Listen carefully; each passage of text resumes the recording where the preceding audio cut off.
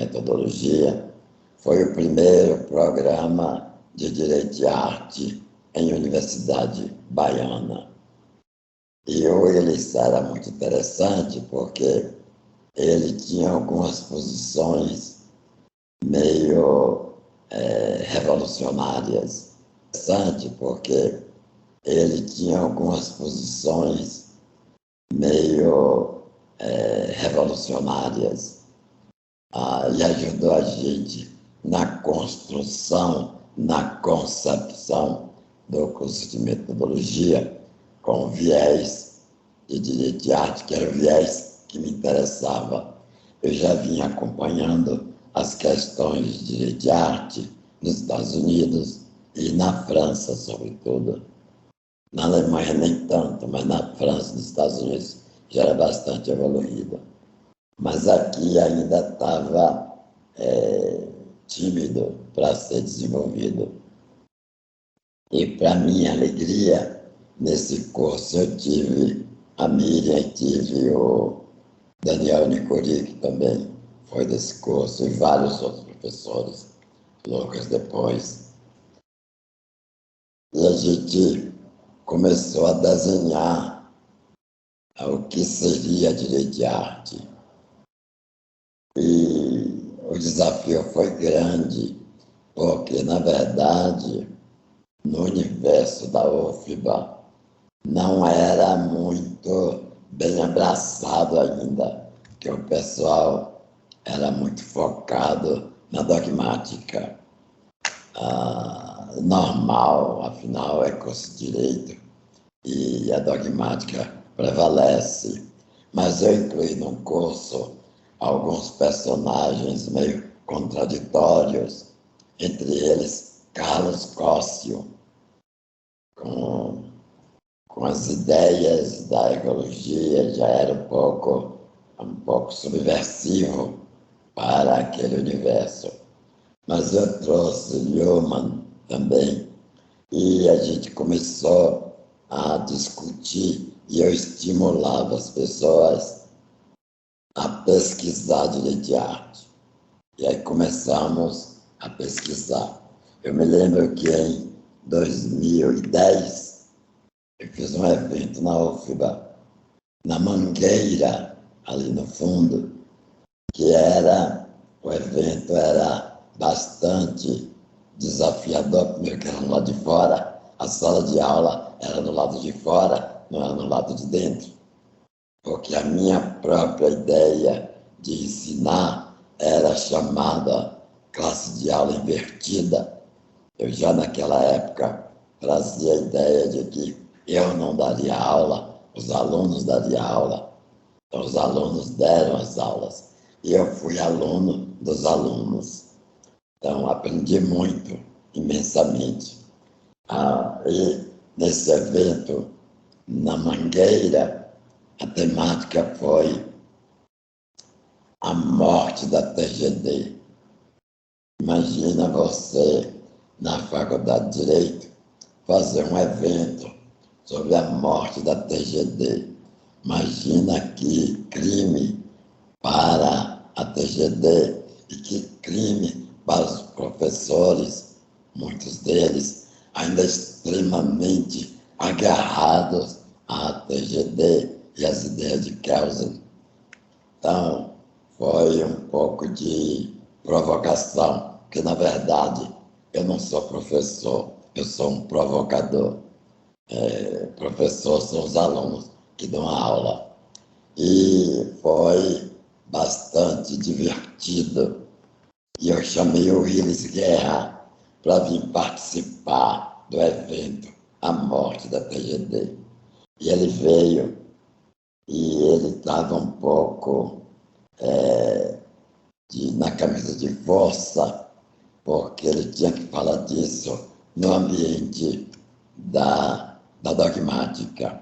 Mas ele se saiu muito bem, porque ele trouxe um pensamento de Luhmann, que diz em determinado momento que a TGD morreu.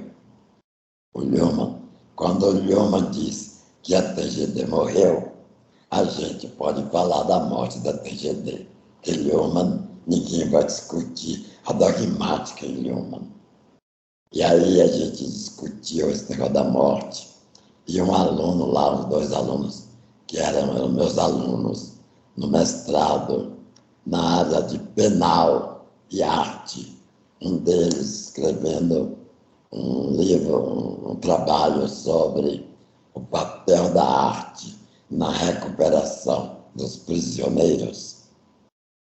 E a gente trouxe um artista plástico, Leonel Matos, que foi preso, vivia na prisão, e enquanto na prisão ele fez uma exposição de arte que foi exibida no Museu de Arte Moderna da Bahia, e foi um sucesso absoluto.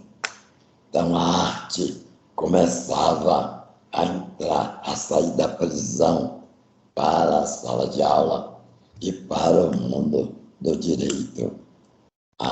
Eu fiz vários eventos com Pamplona, que era meu parceiro na disciplina e ainda é até hoje, em que a gente, no final do semestre, realizava um seminário sobre direito de arte e o aluno tinha que preparar o seminário. E alguns desses, eu me lembro de um seminário sobre Nietzsche, que a aluna veio fantasiada de Nietzsche e fez o discurso dela vestida de Nietzsche. E a gente dançava e fazia todas essas coisas que a vida normal faz, mas que na escola de direito parecia uma heresia, uma coisa proibida. Mas os alunos adoravam a relação direito e arte. Direito e arte. E a gente foi evoluindo, criamos o grupo Direito, Arte e Literatura, publicamos 11 volumes, Direito, Arte e Literatura, pela UFBA. Dois deles é só Direito e Arte, a maioria é Direito, Arte e Literatura. E também publicamos um sobre Epistemologia, Direito e Arte, porque a arte, na verdade, muitas vezes se antecipa aos eventos sociais. Os eventos sociais, eles não são capazes, nem o direito é capaz de antecipar as problemáticas sociais. A sociologia e o direito trabalham atrás, trabalham depois. O direito de arte vai na frente, a arte vai na frente, a diretoria vai na frente. O primeiro aborto, a primeira discussão da mulher diante do aborto não foi feito no direito, foi feito na literatura. Uma dessas primeiras discussões é de a nossa amada Raquel de Queiroz. Então são coisas que antecedem ao direito, mas que depois viram questões discutidas no direito. Imagina, naquela época, na década de 30, alguém discutir LGBTQI, etc. Não havia nenhuma hipótese, mas hoje é uma coisa tão normal e exige toda legislação, algumas mais avançadas do que outra, e eu acho que o Brasil até tem um avanço significativo. Nós somos um país bastante evoluído nessas questões. Que tem discriminação, que tem não sei o quê. Bom, isso tem e vai continuar tendo por algum tempo, mas nós somos muito mais avançados do que algumas sociedades que se dizem de vanguarda. Então, a questão é essa da linguagem literária. A linguagem literária, ela é muito mais esponjosa, muito mais amena, tem muito mais interstícios para você discutir as coisas. Eu me lembro da dissertação de mestrado da Miriam, aqui presente, que foi sobre o direito da mulher em Clarice Lispector, em Paixão segundo GH, trabalho maravilhoso, entendeu? Deve ser lido.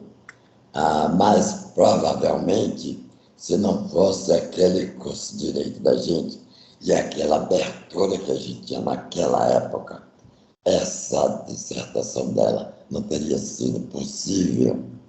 Ou a própria dissertação do Daniel Licori, mencionado, que foi sobre o alto da fé em Gil Vicente. Imagina, Gil Vicente, um escritor português arcaico, foi resgatado o alto da fé. E na discussão, eu terminei escrevendo um trabalho que eu publiquei nos Estados Unidos, com base na dissertação do Licori, que era o alto da fé, que era o alto de julgamento dos judeus. Na Inquisição Portuguesa, você olhava as pessoas na rua e descobria o tamanho do nariz ou o tamanho do dedão do pé, que podia indicar que o cara era judeu. Se o cara descobrisse na sauna o dedão do pé do cara, ele podia denunciar a Inquisição que aquele cara era judeu, o cara ia preso e morria. Tá? E o alto da fé era o julgamento dos judeus. Mas o alto da fé é um texto literário e ele era mais ou menos pré-definido. Você tinha um advogado de defesa que nunca defendia, tinha um advogado de acusação e tinha as testemunhas, que era sempre para apontar o nariz do cara. Você entrou ali, meu irmão, estava frito. E na discussão, a gente partiu para a análise do auto da prisão em flagrante. E o que é o auto da prisão em flagrante? É um texto de um narrador que escreve naquele momento como é que está passando a inquirição do sujeito que foi preso em flagrante. E o autor do texto, o cara que está escrevendo, às vezes acrescenta por conta própria, mas naquele momento o prisioneiro começou a suar. Ele acrescenta que o cara está suando. Não é o advogado, nem menos o delegado. É o narrador, escriba, que está dizendo que o cara está suando. Mas ele começou a se mexer na cadeira. É comum você ver isso em esses autos da prisão em flagrante. A gente analisou uns 30 casos, 30 textos de prisão em flagrante, que são textos de narrativa jurídica, de narrativa prisional, mas são textos realmente ficcionais, porque você não pode imaginar que um dos personagens do ato da prisão em flagrante tenha tanta liberdade de narrar impressões, mas eles narram, tá? Às vezes até testemunhas em questões jurídicas, processos, em audiências, fazem comentários. O assessor de juiz faz comentário, mas naquela época ele começou a piscar o olho muitas vezes. Piscar o olho muitas vezes é o quê, afinal? É um texto jurídico ou é um texto literário? Então, essa relação entre texto literário e texto jurídico dá panos para manga, porque a gente pensa que o texto jurídico é apenas exclusivamente o texto do causa, aquele texto programático, dogmático, todo bonitinho, que também não é tão bonitinho assim, porque todo teórico tem um viés e todo escritor de texto jurídico tem um viés, e no viés daquele texto jurídico, seja qual for, tem um pouco da impressão do autor sobre o fenômeno jurídico. Não existe fenômeno jurídico puro. Todo fenômeno jurídico passa por algum viés de interpretação. A minha tese de doutorado foi sobre hermenêutica e literatura. Então, quando você fala de hermenêutica, você está falando de direito. E hermenêutica é o que mesmo? É a interpretação de um texto. Essa interpretação pode virar jurisprudência, mas interpretação é o quê? É um texto narrativo sobre alguma coisa. Você faz a interpretação do texto jurídico, você está fazendo metatexto. Você está saindo do texto e está fazendo metatexto. Mas, ao mesmo tempo que você faz o metatexto, você enriquece a linguagem e você enriquece a possibilidade de interpretação daquele texto.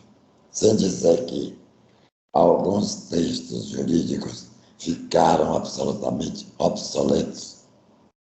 Aí não são poucos. Você pode olhar os textos do Supremo Tribunal Federal e ver quantos daqueles textos já foram abolidos, ou quantos o próprio Supremo Tribunal Federal já substituiu por outro texto e rejeitou o texto antigo com outra narrativa, porque a própria sociedade exige a nova narrativa.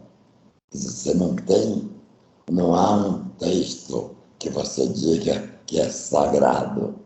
Talvez só o texto ditado por Deus, mas como Deus não estava presente ao ditar o texto, então isso também não é tão puro assim.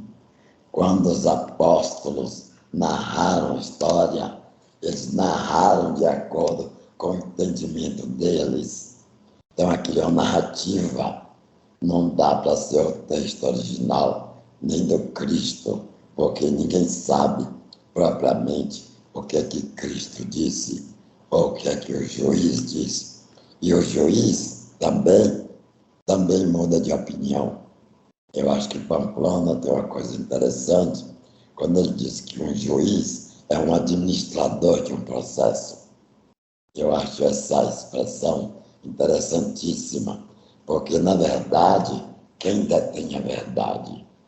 Eu, quando escrevo texto acadêmico ou texto literário, eu escrevo a minha visão, a minha interpretação, o meu conceito daquele texto. Quando eu desenvolvo um personagem, eu desenvolvo o personagem a partir de uma pesquisa. Quando eu escrevi meu livro sobre Martim, judeu brasileiro sem dinheiro, esse personagem foi para Israel. Ele estava numa praça em Israel. Eu fui pesquisar a praça, fui ver a praça, tudo para ver o que eu ia botar no livro, para bater o que a praça tinha. Porque você precisa trabalhar com essa realidade. Você pega um teórico, um jurista constitucionalista, como Jack Balkin, que é um monstro do constitucionalismo nos Estados Unidos, da Universidade de Yale. Ele diz o seguinte: não existe julgamento sem ideologia, não existe juiz sem pressuposto ideológico. Por isso que os juízes na Venezuela, todos são a favor do modelo que existe na Venezuela. E a Suprema Corte da Venezuela defende a linha do governo da Venezuela. Por isso, quando você nomeia um juiz para um membro do Supremo Tribunal Federal, o membro do Supremo Federal, até no Brasil, como nos Estados Unidos, é indicado pelo presidente. É indicado pelo presidente. Aí você fica surpreso quando aquele membro do Supremo defende uma coisa de interesse do presidente Lula, ou do presidente Fernando Henrique, ou do presidente Bolsonaro. Essa surpresa, ela é inocente, ela é uma surpresa inocente, porque o sujeito foi escrito de acordo com parâmetros ideológicos. Então, o discurso jurídico não é inocente. Eu sei que tem muitos alunos aqui na sala e que eu estou falando um pouco de heresia, mas se eu não falar essa heresia, vocês talvez não tenham chance de ouvir heresias. Então, é importante ouvir. E vamos estar atentos e, ao mesmo tempo, entender que a interpretação da Constituição também é uma interpretação ideológica. Eu vejo o cara dizer o seguinte, da esquerda, da direita e do centrão diz, não, nós temos que defender o Estado democrático de direito. Que Estado democrático de direito é esse? Quem é esse Estado? É da esquerda, da direita, do central, porque todos eles estão gritando esse Estado democrático de direito. E a gente termina gritando também. Mas a gente precisa ter um pouco de cuidado com a linguagem, porque eu posso escrever um romance sobre o Estado democrático de direito e fazer uma bruta diversificação e uma digressão gigantesca, como eu fiz no meu livro Jane, mencionado aqui pela nossa querida Miriam, sobre o mundo acadêmico. Meu livro Jane é, na verdade, uma grande sátira a mim mesmo. É uma sátira ao mundo acadêmico. E se nós não fizermos alguma sátira a nós mesmos, quem o fará? Aí a gente vai criar monstros. A gente precisa criar juristas que reflitam. E eu acho que a arte traz essa possibilidade de reflexão, porque ela está sempre se antecipando aos fenômenos sociais. Não dá hoje para a gente viver sem pensar na cidade de Deus, sem pensar na opressão das favelas. Não dá para viver, não tem que pensar. E as narrativas de Carolina de Jesus, o texto dela. Então, eu acho que eu defendo permanentemente a tese de que a gente deve trazer cada vez mais arte para o mundo jurídico e cada vez mais literatura para a gente criar um pouco de distância de nosso ego. Eu vejo que às vezes a gente entra na faculdade de Direito, no primeiro semestre, segundo semestre, já é dono da verdade. A gente já tem tudo, a gente já sabe tudo.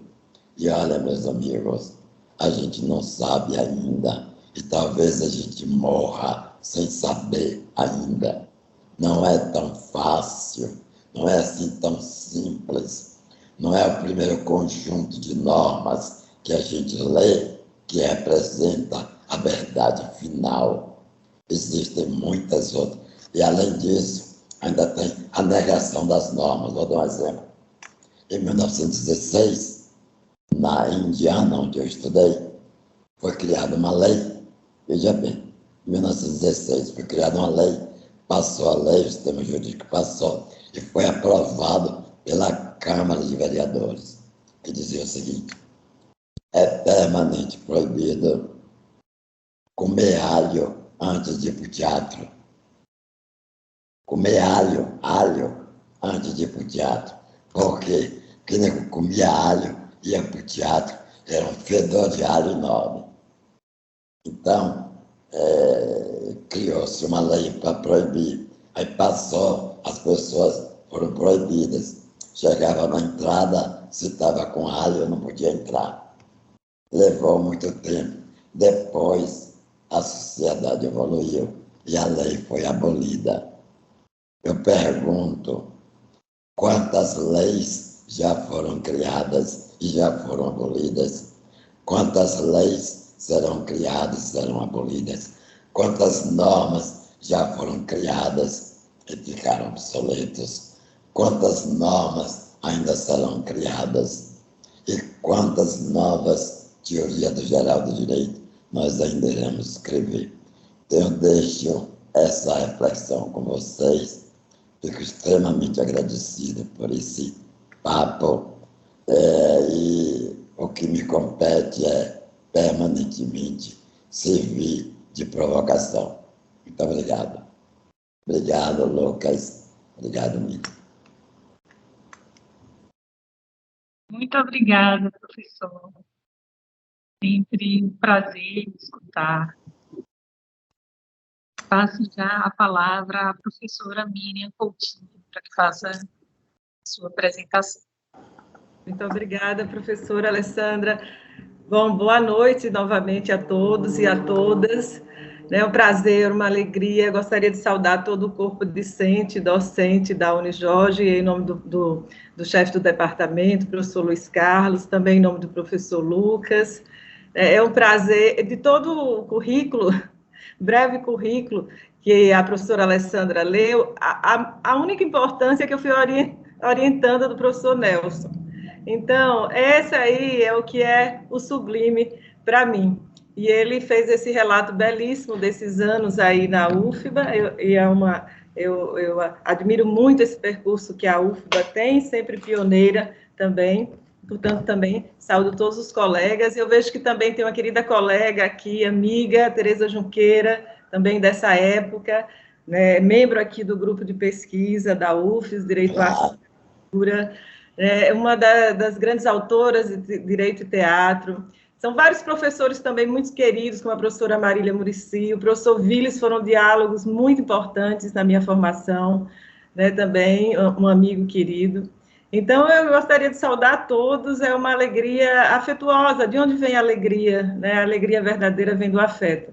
E é assim que eu me sinto hoje à tarde, e realmente o professor Lucas e a professora Alessandra colocam muito bem. Temos aqui o professor Nelson Cerqueira, é uma honra muito grande. Então, a minha fala se direciona a esse campo, né, que é vasto, é extenso e é complexo, direito e arte, direito e literatura, quer dizer, essa inter e transdisciplinariedade, ela é uma coisa muito séria, é uma coisa que merece muita atenção na nossa formação.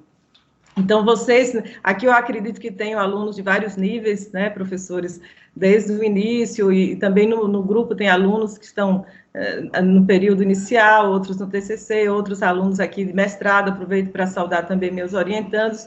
Não estou vendo a todos, mas eu vejo que tem alguns alunos que me disseram que está presente, também professores, membros externos do grupo.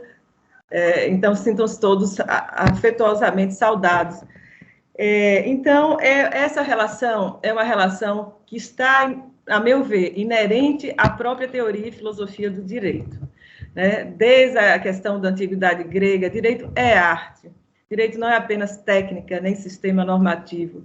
Né? Ele tem essa interlocução desde a sua formação histórica. Né? Então, por exemplo, quando a gente fala da harmonia, e que isso se mantém quando vocês estão lendo a Constituição, a harmonia entre os poderes e a dissonância entre eles também, isso é uma representação musical. Né? Então, a questão da justiça é uma questão que passa por esse fenômeno humano que é a cultura.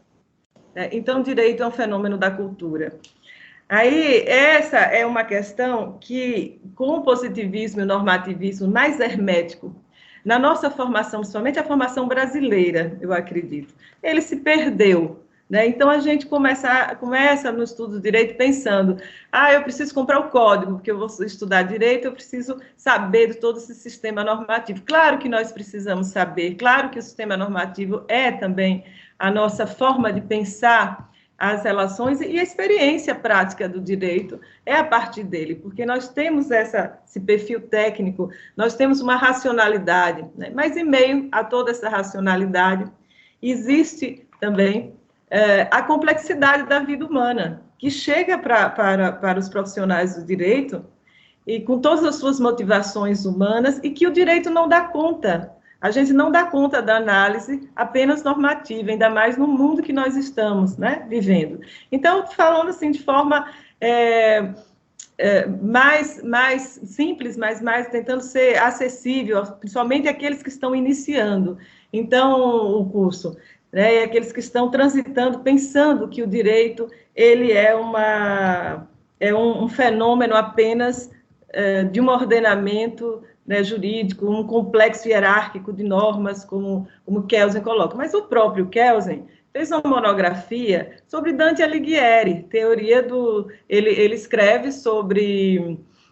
Estou tentando buscar aqui o título da monografia, está na minha cabeça, mas eu não sei se vou lembrar. Mas ele escreve sobre a Divina Comédia. Ele escreve sobre a teoria do Estado em Dante Alighieri, essa é a monografia dele. Então, ele foi buscar na arte, na literatura italiana, né? Então, para pensar as questões dos planos hierárquicos. Ora, todo o percurso da religião também envolve a arte e envolve o direito, como nós sabemos. Bom, esse recorte de hoje, em relação a direitos humanos, é o próprio direito. E eu escolhi uma grande escritora que eu acho que ela dispensa, né, toda uma biografia extensa aqui sobre ela, que é Clarice Lispector, né? Então, ela nasce em 1920 e falece em 1977, para vocês terem, né, o percurso. Dos anos 40 aos anos 70, foi o auge da produção dela. E era estudante de Direito. Então, a minha leitura dela começou muito jovem.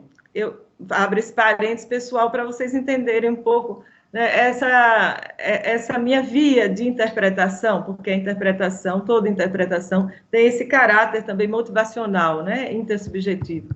Então, minha mãe me presenteou aos 8 anos de idade o livro Mistério do Coelho Pensante. É um livro infanto-juvenil, Clarice escreveu para os filhos. Eu fiquei muito impressionada, porque nós tínhamos um coelhinho em casa. Ele ruía, detonava, era um coelhinho que era, inclusive, do meu irmão. E no livro de Clarice, eu achei muito interessante que esse coelhinho cheirava ideias, por isso ele era um coelhinho pensante. E ele ia descobrindo os mistérios. Quando o professor Nelson fala do livro, e esse livro me chama a atenção, porque é o 5º Segredo de Jane, ali apresenta um mistério. Então, aquilo, como criança, me indagou, existe um mistério, esse mistério é o pensar. Então, muito tempo depois, na adolescência, todos nós, a maioria, né, da minha geração, e acredito que vocês também, aqui eu imagino ter alunos de várias gerações, né, leram A Hora da Estrela, de Clarice Lispector. E ali também vinha a questão do tempo, do pensar, e de uma identidade feminina ali que traduz muito essa relação com direitos humanos, que foi uma das obras finais de Clarice. Então, desde o percurso da narrativa clariciana, ela traz uma perspectiva que, a mim, quando eu fui me aprofundar sobre a biografia dela, ela como estudante do direito, tem um texto que vocês devem ler, muito interessante, que ela escreveu como aluna de direito, Observações sobre os Direitos de Punir. A professora Alessandra, como é da área penal, é muito interessante esse viés da criminologia, principalmente com os textos de Clarice, né? Porque ela sempre pensou sobre a questão de direitos humanos, na verdade, de justiça. Então, o meu olhar depois, né, quando eu fui escolhendo o direito, né, como profissão, comecei a reler Clarice com o olhar de jurista, e disse tem tudo a ver. O que ela está dizendo, o que ela está falando, as personagens estão falando sobre as mulheres e sobre a questão de direitos fundamentais da mulher e sobre uma questão mais visceral ainda, que é a questão, exatamente, não é o direito de punir, é o poder de punir. A Sara colocou aqui, exatamente. Você está falando de uma questão crucial, que é a dignidade humana. Claro que tem todo um perfil histórico que vocês vão estudar, ou já estudaram sobre direitos humanos, que ele está sempre presente. na história do direito, ou vinculado primeiro às noções básicas, direito é vida, né? Direito em todas as relações com a vida, em relação à teoria do direito, até com o direito natural, enfim. E depois uma crítica a essa universalidade do direito. Mas, na literatura, a gente observa que a grande discussão é essa.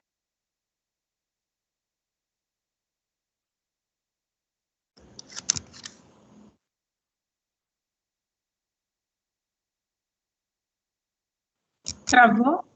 Estamos sem ouvir, professora. Não é nem travado, está sem áudio. Espera aí. Agora vocês estão ouvindo? Desculpa, então. Eu estava falando que a literatura, principalmente a literatura de Clarice, traz, né, esses enigmas da existência e essa relação visceral que direito é vida, né, e dignidade humana. Então, esse meu percurso, Clarice é uma das autoras, né, que tem toda uma teoria crítica em relação à obra dela muito profunda, né? Então, esse meu olhar, deixando claro, é um olhar de uma jurista, né, que vê na literatura e abraça essa literatura de Clarice, e como Clarice mesmo diz em A Paixão Segundo GH, eu vou dar a mão ao leitor. Eu segurei nessa mão e comecei a ver que isso tem tudo a ver com direitos, inclusive, e mais ainda com direitos humanos. Então, para mim, Clarice Lispector é uma escritora jurista. Eu vejo essa teoria da jurista ali, da estudante de direito, e depois, né, formada em direito, mas ela vai com um percurso para o jornalismo, e depois ela acompanha o marido, que é embaixador do Brasil, e continua o seu processo criativo de escrita. Então, em Clarice Lispector, a gente observa várias fases também, né, da sua literatura, mas em todas elas, esse grande mistério que entre a relação da identidade, a busca pela identidade, e é uma busca hermenêutica. É uma busca hermenêutica. Então, A Paixão de GH começa, estou procurando entender. Então, sempre tem essa relação da vida com o pensar. Bom, voltando para o direito e a arte, porque eu vejo a literatura como arte, né? Existe uma estética jusliterária. A professora Joana Guiarra, de Portugal, uma grande autora em Direito e Literatura, ela coloca essa jusliteratura, quer dizer, que não existe a literatura, mas quando a gente começa a pensar o direito através da narrativa literária, a gente começa a pensar uma outra forma estética na literatura, que seria a estética jusliterária. Então, por isso que essa palavra, jusliteratura, aparece. E que direitos humanos e fundamentais é um percurso que a gente pode ver o direito na literatura. Mas aqui, a gente também, François Hoste é um outro autor que eu citaria para os que estão percorrendo esse tema, né, contar a lei, que ele fala em várias categorias, direito na literatura, através da literatura. É assim mesmo a gente pode pensar a arte, né? O direito na arte, o direito na música, o direito através da música, por exemplo, em relação a direitos humanos, eu citaria a professora Mônica Sete Lopes, né, que ela tem ela trata muito da relação, ela diz que direito é música, e ela fala da experiência musical brasileira, que é a experiência em busca dos direitos humanos, da concretização dos direitos humanos. Então, essa relação de direito, arte e literatura, eles estão muito interconectados, e vocês podem procurar esse campo de pesquisa, né, à medida que cada um vai desenvolvendo a sua temática. Eu lidero um grupo de pesquisa aqui na UFES, na Universidade Federal de Sergipe, no Departamento de Direito, vinculado ao mestrado em Direito também. E ali, a nossa metodologia é pluritemática, os alunos vão pesquisando, venho desse caminho já iniciado pelo professor Nelson, pelo professor Viles, pelo professor Rodolfo e vários professores, né? Então, que participam desse percurso, e graças a Deus, né, colocam o direito próximo a esse fenômeno cultural. Mas também existe uma vertente dos direitos culturais, que eu acho que aí os direitos culturais, o patrimônio cultural, material e imaterial, é um campo muito frutífero nessa área, muito necessário, e muito vinculado à prática mesmo jurídica, e e nesse caminho aí estão também os direitos humanos, né? Direitos culturais são direitos humanos. Então, a gente vê que direitos humanos, vinculados ao tema da arte e da literatura, é uma fonte muito grande de pesquisa, né? Bom, voltando a Clarice, eu faço esse percurso até bem clariciano, que ela vai para uma coisa e volta, né? É assim que ela escreve também. Eu acho que a minha empatia foi nisso, e também por questão de ser professora, eu sempre volto à questão, né? Tem uma pergunta, a gente volta à questão inicial. Os professores aqui bem conhecem esse nosso processo do pensar, né? Então, Clarice, eu vejo a partir desse olhar, né, como estudante de direito, como a questão de direitos humanos e de justiça é nuclear na obra dela. Então, o Mineirinho, como a professora Alessandra citou, é um conto que ali está visivelmente, né, Mineirinho, um jovem de 28 anos, de Minas, que ele havia cometido homicídio, mas ele é morto por uma violência policial com 13 tiros. E Clarice diz, apenas um bastava, o resto é vontade de matar. Então, ali está o tema visceral mesmo da questão dos direitos humanos. Mas eu queria trazer uma outra abordagem em relação a essa temática, né? Que além de... Quando a gente começa a entender que o direito, ele é arte, porque ele é linguagem, né?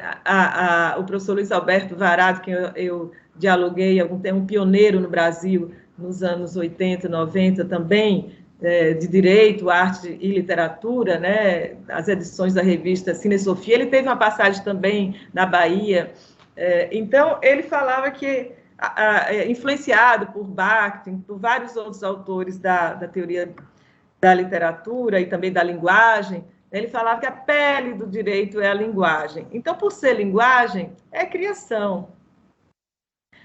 Agora, a gente, quando pensa no sistema normativo, a gente, em geral, acha que ele é dotado de uma tal racionalidade sobre o mundo e onde a gente deve aplicar, que ali não tem essa perspectiva da arte. No entanto, eu acompanho o pensamento de um grande autor com quem eu dialoguei muitos anos, que é o professor José Calvo González, da Espanha, né, era magistrado do Tribunal Superior espanhol, um dos grandes autores da filosofia do direito de Málaga, faleceu na época da pandemia, infelizmente, e ele falava que tem um texto que eu recomendo a leitura, nada é extraficcional no direito. Acho que vocês encontram a versão dele em português. Ou seja, direito é ficção, direito é escritura, e direito é relato. Tem uma obra já esgotada dele também chamada Justiça como Relato. Então, aí ele se direciona para a questão processual, o que vemos nos processos, vemos narrativas, vemos relatos. Né? Então, e aí a gente começa a pensar nessa questão da arte no direito. Não apenas do direito na arte, o direito na pintura, o direito na música, né? A música falando sobre temas jurídicos, sobre direitos humanos, mas a arte no direito, na filosofia e na teoria do direito. Então, ele diz, bom, começa que o direito é uma escritura poética, porque a falar também sobre a questão da vida, a questão do poder, da harmonia, né? Se você fizer uma análise das constituições, né, até as constituições mais contemporâneas, ocidentais, a gente percebe esses artifícios do direito, que é arte e ficção. Ou seja, é arte e ficção. Então, a escritura, ela é poética.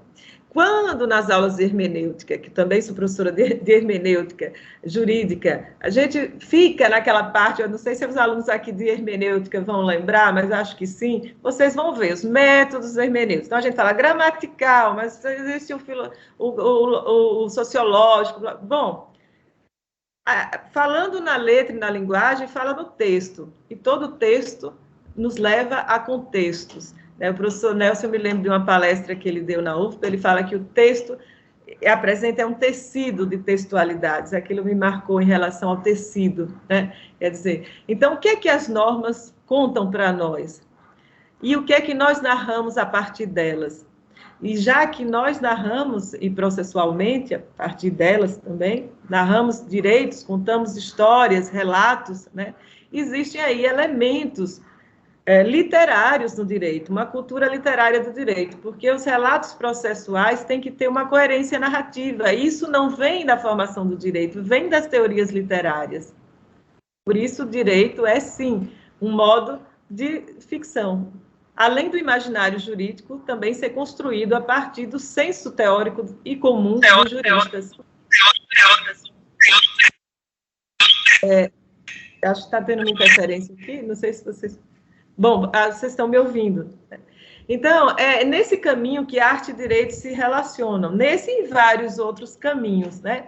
E na narrativa de Clarice, a gente observa, eu observo, e vários autores observam, essa questão visceral de direitos e de direitos humanos. Porque as personagens, principalmente as personagens femininas em Clarice, foi isso que me chamou muita atenção também, né?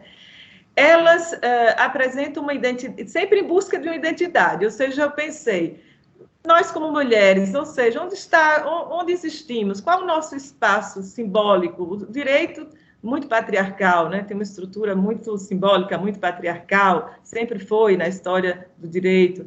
Então, ela me fez questionar como jurista esse não lugar, né, da mulher no espaço social também, porque era uma Macabeia perdida, era uma Virgínia em Ilustre procurando lugar na família. Então, as mulheres sempre estavam à busca de uma identidade, que eu acho que também tem a ver com a história de vida, né? Clarice tem origem ucraniana, tem toda uma questão pessoal em relação à biografia clariciana, mas... e ela não tem medo de aprofundar isso, porque muitas vezes o direito fica na superficialidade do conflito. Porque a gente pensa o conflito a partir de um sistema normativo que a gente pensa que todas as respostas estão nele, e não, porque as interpretações não estão apenas nesse sistema. Elas estão comungadas, como o professor disse, ideologicamente, né? A própria ciência, a ciência do direito não é neutra, né? Então, a ciência também. Então, quando Clarice, ela coloca essas mulheres, assim, várias personagens, vou falar mais sobre as personagens femininas em Clarice, né? Mas o Mineirinho é também um autor, um personagem que revela muito essa questão do não lugar, né, no espaço. Mas as personagens femininas me chamaram muita atenção em relação a procurar entender, né, qual é essa... E nesse meio de buscar entender, a questão hermenêutica, que eu percebi, mas isso é direito, porque ela começa dizendo na Paixão segundo GH, que é a obra que eu mais me dediquei, da qual eu fiz essa dissertação, que eu sempre revisito, professor, acabei querendo publicar, mas sempre eu descubro uma coisa nova e vou escrevendo, enfim, virou um livro que eu sempre recorro a ele, a paixão, né? Paixão no sentido de patos mesmo, né? de sofrimento e de desejo. Então, eu comecei a perceber, quando ela dizia na Paixão segundo GH, que é essa personagem que não tem nem nome, são as iniciais, né? Então, ela pergunta sobre, ela busca entender e ela diz, compreender me desorganiza. Na formação jurídica, a compreensão do sistema cria ordem, né? Então, tem uma relação entre ordem e interpretação jurídica. Achei muito apropriado, professores aqui da Unijorge, esse título, Fronteiras Literárias e Interpretação Jurídica. Porque essa é uma grande discussão, e aí eu os parabenizo por isso. É uma grande discussão. Primeiro, por fazer esses eventos de direito e arte. Porque, então, nós organizamos como juristas, né, a sociedade a partir da interpretação. E como se dá esse processo? E Clarice é uma autora tão questionadora dos processos, né, que ela coloca isso em várias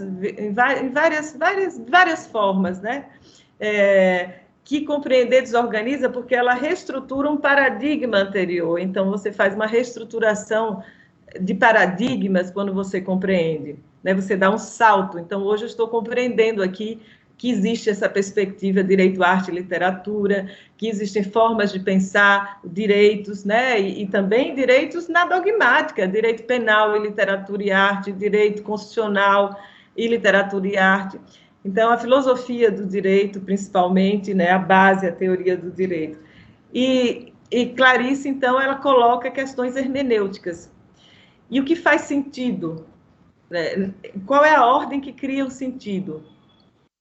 No direito, a gente pensa muito essa relação de ordem. Aliás, é a palavra, né, da linguagem jurídica por excelência e das instituições, ordem dos advogados, ordenamento, organizações. Então, a gente está sempre transitando sobre essa palavra ordem. Então, Clarice é uma autora que ela nos traz um olhar psicossocial do direito, porque ela faz inversões, ela diz que a ordem desorganiza, ela coloca a compreensão não como algo fechado, ela diz compreende, coloca vírgulas, reticências, né? Então ela traz uma outra questão para o direito, que é a incompletude, que é muito difícil para os juristas, e a grande teoria do positivismo, né, como aquilo de encontrar, o direito vai aplicar, vai decidir, vai encontrar soluções, é o direito que vai encontrar soluções.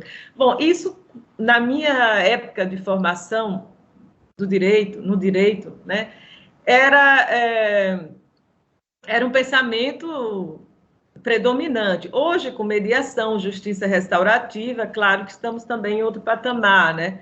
Não nos importa só o conflito, o litígio, mas a questão da mediação, que é uma questão profundamente hermenêutica, né? Então, essa questão, e a justiça restaurativa, que a justiça restaurativa, até a palavra restaurativa é um sentido artístico. O que é restauração? A restauração é preservar e prevenir também, né? Prevenir a desconstrução da essência da obra de arte. Então, a justiça restaurativa se vincula, para mim, de forma muito visível, com essa questão do direito e arte, justamente porque o direito ele é uma forma de ficção e é uma forma também cultural e artística, né, na sua própria teoria. Então, é nesse sentido que eu vejo, né, essa luz aí da literatura clariciana. É muito rica, claro que hoje a gente, né, estou aqui numa fala breve, porque também acho que cansaria demais vocês nesse sentido, mas é para colocar que a questão da literatura de Clarice não é só a história que ela narra naquele conto, não é só a história que está nos seus romances, mas é uma coisa, é o pensamento, é o pensar-sentir, né, a vida e a dignidade, principalmente a questão da dignidade.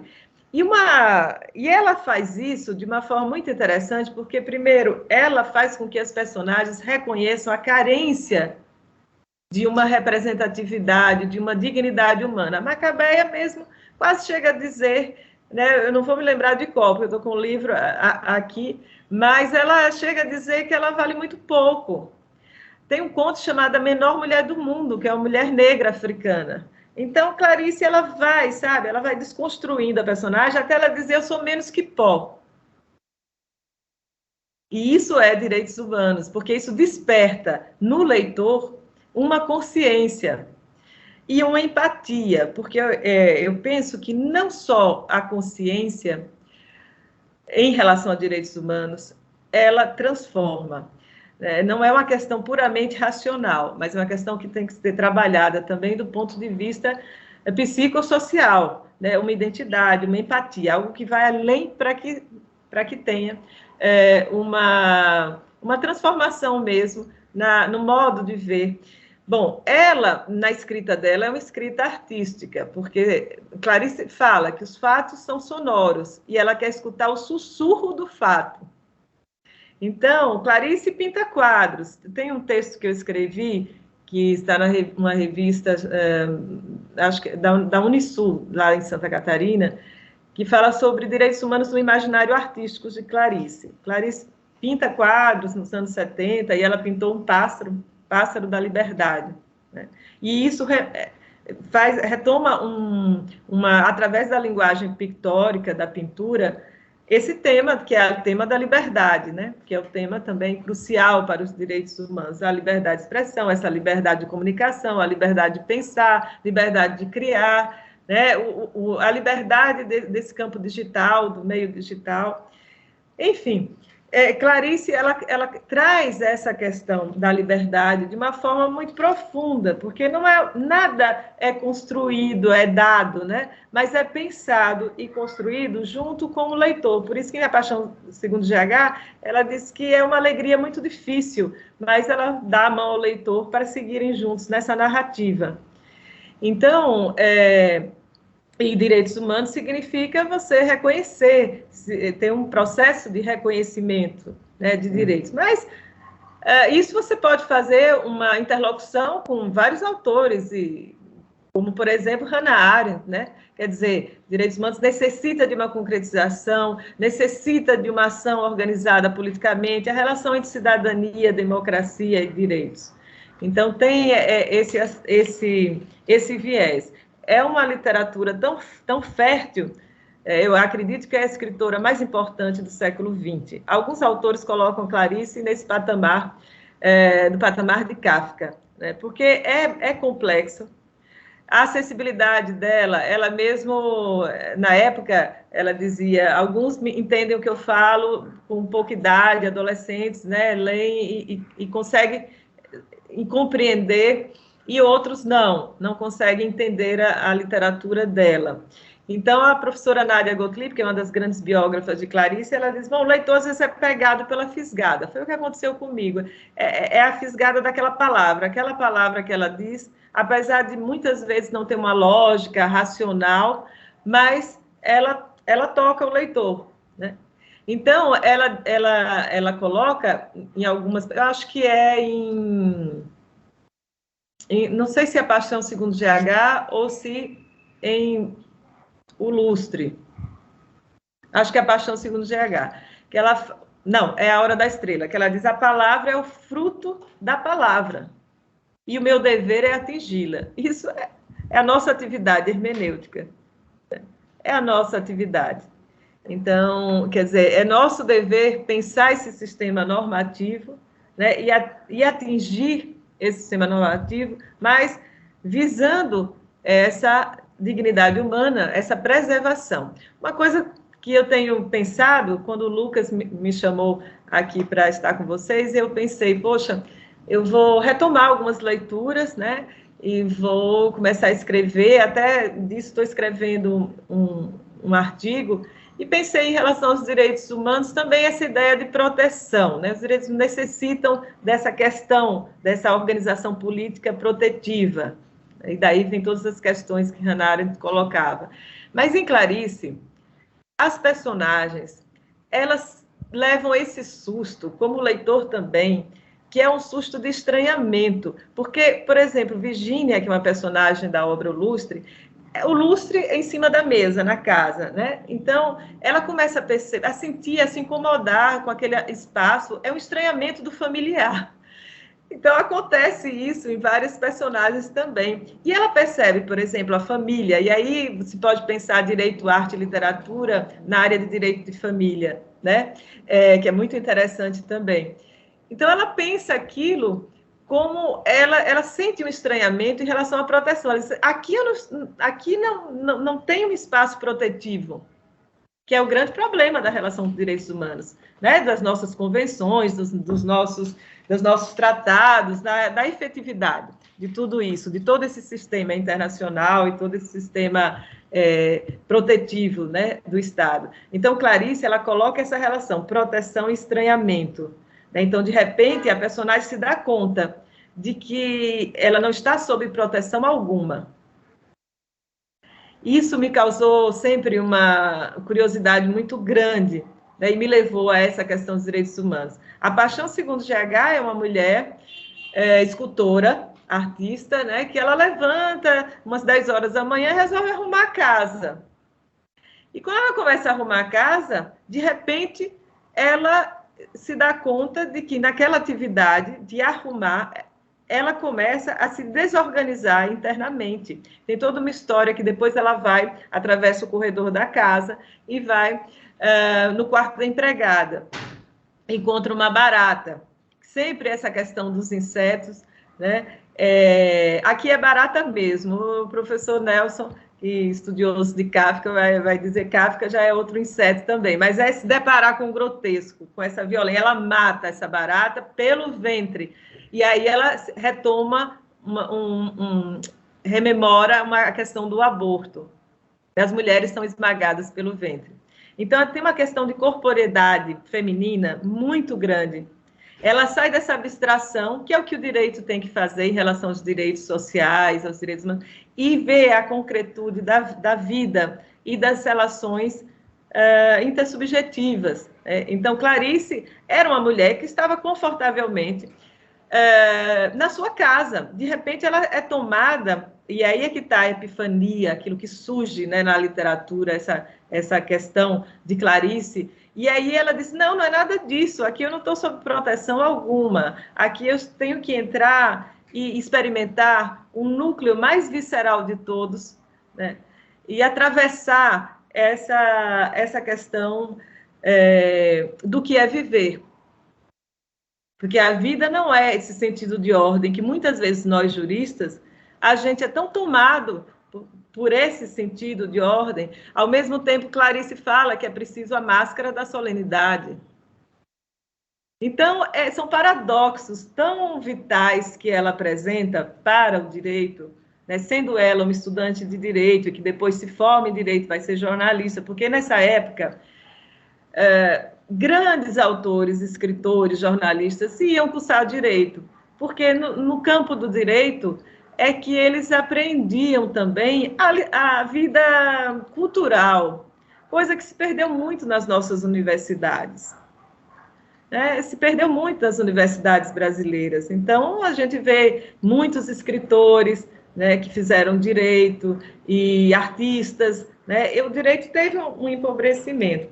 Mas aí Clarice coloca muito essa questão visceral, né, de busca de atravessar o que é viver, de atravessar o pathos. Por isso que a paixão, segundo GH, né, ela descobre, segundo ela mesma, a partir dessa vivência, desconstruindo todas as amarras de proteção e se dando conta que esse sistema patriarcal, na verdade, nunca protegeu mulher alguma. Bom, para fazer uma ponte com as questões pertinentes ao direito da mulher, a questão da violência doméstica, isso aí é muito interessante, resgatar essa linguagem, essa narrativa clariciana.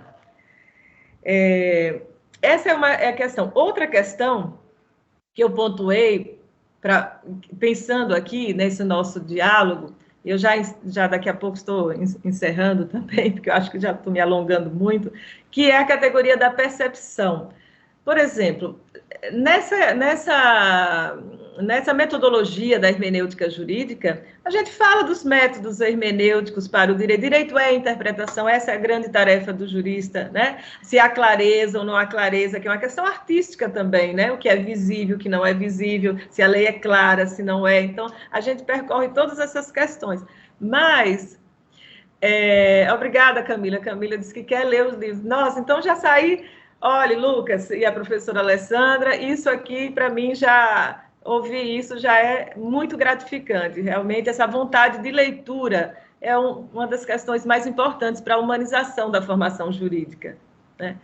Então, é a categoria da percepção, como eu ia dizendo. A gente estuda a hermenêutica, mas a gente não fala sobre essa questão, que é uma categoria de pesquisa no campo da arte, que é a percepção. Isso é fundamental hoje para o direito, diante da complexidade que nós vivemos, né? E a complexidade imagética também que nós vivemos. Então, Merleau-Ponty que trabalha muito bem essa questão, né? Então, a fenomenologia da percepção, isso aí eu estou diante aí de um grande autor e um grande filósofo, que é o professor Nelson Cerqueira. Então, essa questão da percepção, o direito deixa muito de lado. E é a arte que vai trazer para a gente uma profundidade sobre a questão da percepção. Como nós percebemos a sociedade, é a partir de que categorias. Então, como nós percebemos o próprio sistema, né, normativo, porque eu acho que Merleau-Ponty coloca bem isso, né? A questão do o quadro existe, o olhar do espectador.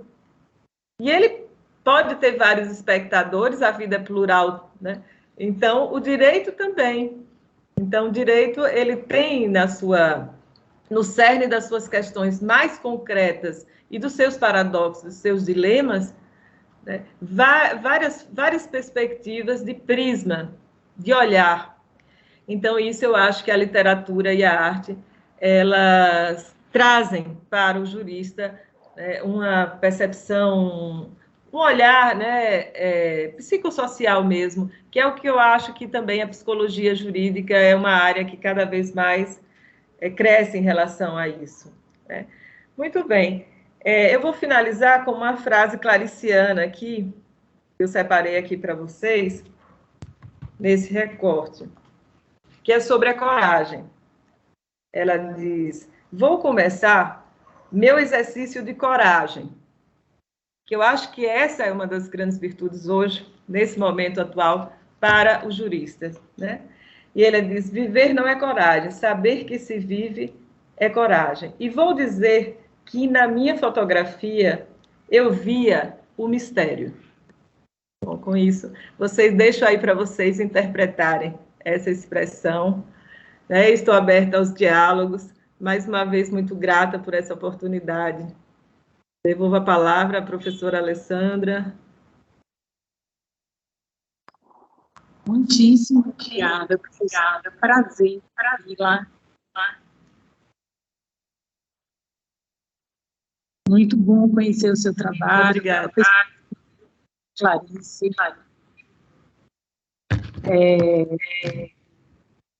E gostaria de saber se tem alguma pergunta que as pessoas que estão assistindo gostariam de fazer.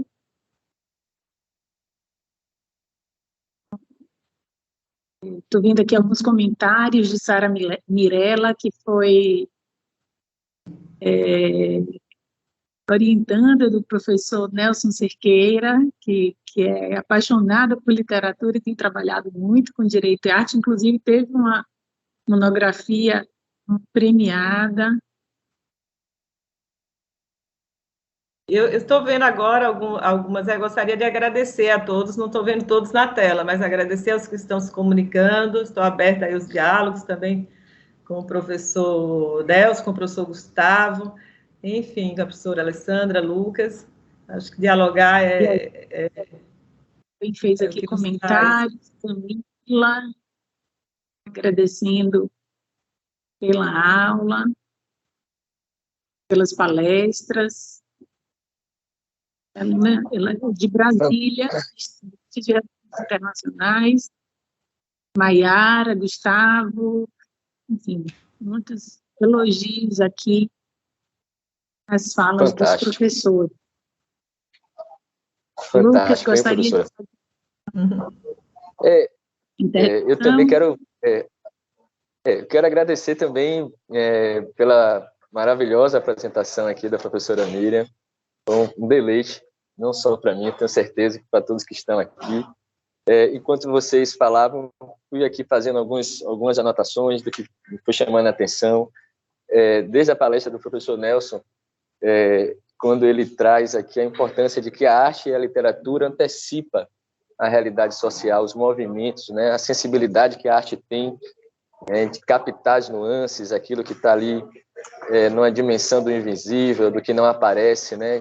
E como essa arte ela é fundamental, e a literatura é importante nesse sentido, porque o direito chega depois, mas pode chegar já com as narrativas da literatura, que vai ampliar os horizontes também do próprio funcionamento do direito. Então, achei isso muito importante, porque também sou professora Miriam, como você, como o professor Nelson, também professor de filosofia, de hermenêutica jurídica aqui também. E também aproveito para dizer da importância que todos vocês, né, tanto o professor Nelson como a professora Miriam, ressaltaram, né, como a interpretação é, de fato, essa fronteira entre o direito e a literatura, né? E, de fato, a hermenêutica filosófica, né, que é a matriz dessa hermenêutica jurídica, né, a Gênese, ela é impulsionada pelo esforço, né, não só da exegese bíblica, mas dos estudos filológicos que vão impulsionar, né, o desenvolvimento da hermenêutica. Então, eu achei importante, né, destacar a linguagem. A senhora falou, professora, da linguagem também, como essa fronteira também entre o direito e a arte, né? Então, eu acho que talvez isso também seja importante. O direito é uma forma de comunicação, é uma linguagem, né, artificializada ali dentro do quadrante normativo, mas é linguagem, né? Então, a literatura também ela é capaz, né, de sensibilizar também essa linguagem jurídica para outras possibilidades, né? Para além daquelas que, enfim, se apresentam mais evidentes, né? Então acho importante, né? Assim como, oi.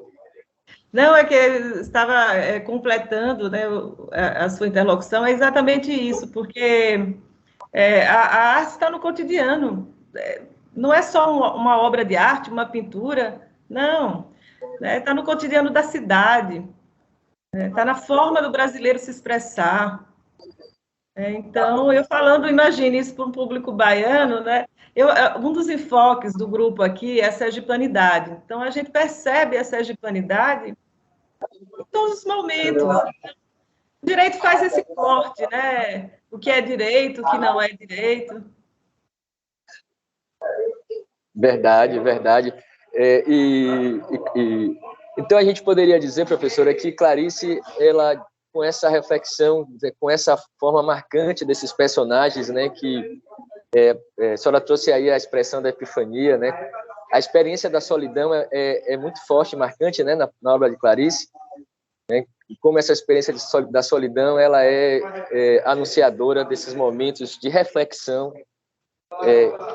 E o que eu destaco e te pergunto se a gente pode então dizer que Clarice ela também é não só uma escritora, mas uma pensadora que vai estimular um certo humanismo, né, que é extremamente importante para a gente nesse quadrante da nossa história, né? Então, a senhora acha que Clarice ela pode ser também esse símbolo da humanização e da sensibilização do direito de modo geral, né? Não sei se a senhora concorda, o que a senhora acha sobre isso? Sim, ela é uma jurista na sua essência, em relação, e humanista, né? Ela é a questão da... quando eu cheguei com o professor Nelson com essa ideia, antes, eu morava fora do Brasil, e discutia e lia, e estava nesse campo, né? Quando eu voltei para Sergipe, depois fui para Bahia, e ele me acolheu, né, nesse caminho que eu já trouxe Clarice, né? Foi para mim uma grande, assim, uma grande alegria. E uma das coisas, professor Nelson, o senhor me trouxe referências à teoria e crítica literária, que eu, como na formação jurídica, não tinha lido, principalmente, né? Vários, acho que mais de 70 obras. Então, ali eu comecei a perceber esse universo junto com Clarice. Então, eu acredito que foi se não foi a primeira dissertação sobre Clarice no direito. Uma vez me falaram isso, mas eu não fiz essa pesquisa, né, essa dissertação do mestrado, porque, claro, sobre Clarice, imensos, na teoria literária, mas no direito, eu acredito que foi uma das primeiras. Então, se não for a primeira. Então, na época, hoje, que já se escreve muito sobre Clarice e direito, tenho mais referências, mas na época eu não tinha as referências. E tinha essa dúvida que o Lucas colocou. É possível fazer? Então, uma certa vez eu escrevi para a professora Nádia Gottlieb, que é uma das grandes biógrafas de Clarice, e perguntei, Clarice no direito é possível? Ela na época me respondeu dizendo que sim, que não, ela até disse que não tinha visto essa perspectiva ainda, e eu fui em busca disso, né, mas que seria possível. Eu fui em busca disso também. Quando o Benjamin Moser, que é outro biógrafo americano de Clarice, esteve em Salvador, eu também fui, onde tinha, na época, pontos de contato de Clarice com a literatura do direito, eu percorri. E eu me lembro que ele me falou uma questão sobre a esperança em Clarice Lispector. E eu disse, poxa, mas até nisso a questão dos direitos humanos, da perspectiva de futuro, porque, afinal de contas, se a gente não tiver essa perspectiva de futuro, a gente não faz nada, nem direito ambiental, nem direitos humanos. Então, existe sim, para mim, ela é essencialmente jurista em relação a essa visão, né, da dignidade humana, e não só humana, da natureza, né? Existe uma questão da natureza. Muitos personagens são animais, né? A relação com a natureza é muito forte. Então, o que hoje se fala, a relação dessa literatura, ecoliteratura ou algo assim, né? Está muito forte nela, porque ela transcende essa questão de direitos humanos antropocêntrica, né? No ser humano, mas, quer dizer, a nossa relação com o meio, com o ambiente. Então, por isso, ela é tão especial. Eu só teria só mais uma pergunta, ainda não sei se ainda tem tempo. Vocês notam, também estendo a pergunta ao professor Nelson, que tem essa penetração aí também em diversos lugares do mundo, também falando da literatura como escritor. O desenvolvimento desse campo, ele é mais fecundo, por exemplo, aqui no Brasil? Como é isso? Como isso ocorre, professor, em outros espaços, né, em outros locais? Seria possível a gente dizer que há um certo contexto aí social onde essa abordagem ela é mais intensa, professor? O senhor acha que...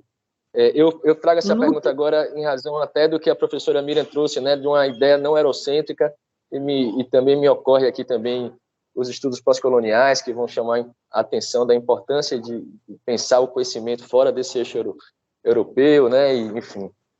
O que é que o senhor traz aí, professor? O senhor acha que... Lucas, adicionalmente, o país que tem mais... Oi, professor? Professor Nelson? Oi. Estão me escutando? Estamos, professor. Então, tá bom. Eu vou pedir, assim, eu preciso pedir desculpas, gostaria muito de ouvir a resposta do professor a Lucas. Eu já tinha explicado a Lucas, eu vou passar a condução dos trabalhos ao professor Lucas, porque eu tenho aula agora na graduação aqui. Então, agradeço muitíssimo, foi um prazer ouvi-los, mas eu vou precisar, me desculpem, me retirar. Eu já estou até um pouco atrasada, claro, já avancei. Claro. Compreendo perfeitamente, professora. Professora Alessandra. Os trabalhos. Professora Alessandra, eu quero aproveitar antes da senhora aí, lhe agradecer muitíssimo, viu? Que parceria por tudo isso, por toda essa sua generosidade estar aqui com a gente, com tanto compromisso. Muito grato em compartilhar com você de mais esse momento, professora. Nós já nos falamos em breve. Um abraço.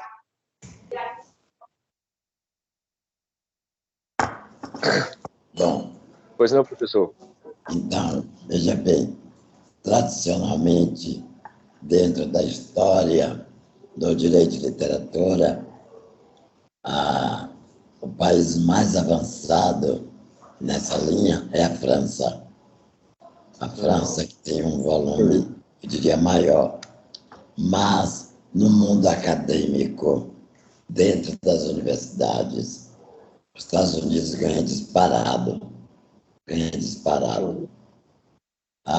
No Brasil, o direito de literatura é relativamente novo, mas já havia começado até antes da Bahia, no Rio Grande do Sul. O Rio Grande do Sul já tinha um programa de direito de literatura da década de 90. Então já tem bastante tempo. E existia já discussões sobre direito de literatura no Brasil desde a década de 1920. Tá? São os primeiros textos, então não é uma coisa recente, é uma coisa que já tem uma história. Tem muita coisa escrita, e várias.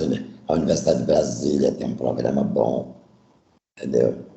alguns cursos hoje têm direito de literatura na graduação, que é raro. Antigamente não tinha, ninguém tinha direito de literatura na graduação. Era só pós-graduação. Hoje você já tem várias universidades com direito de literatura na graduação, que, na minha opinião, é um avanço maravilhoso, porque quando fica só na pós-graduação, você já fica lá no final da vida acadêmica. Na graduação, eu acho que é muito mais rico, porque os jovens são muito mais contestadores. Então, você começa a criar um clima mais interessante e que poderá gerar mais dissertações de mestrado depois, do que você esperar só a pós-graduação. Então, a tendência do direito de literatura é expandir. Você já tem congressos de direito de literatura, associações de direito de literatura, que não tinha antes. Então, por quê? Porque as pessoas perceberam que a linguagem literária e a linguagem do direito são linguagens, são primos.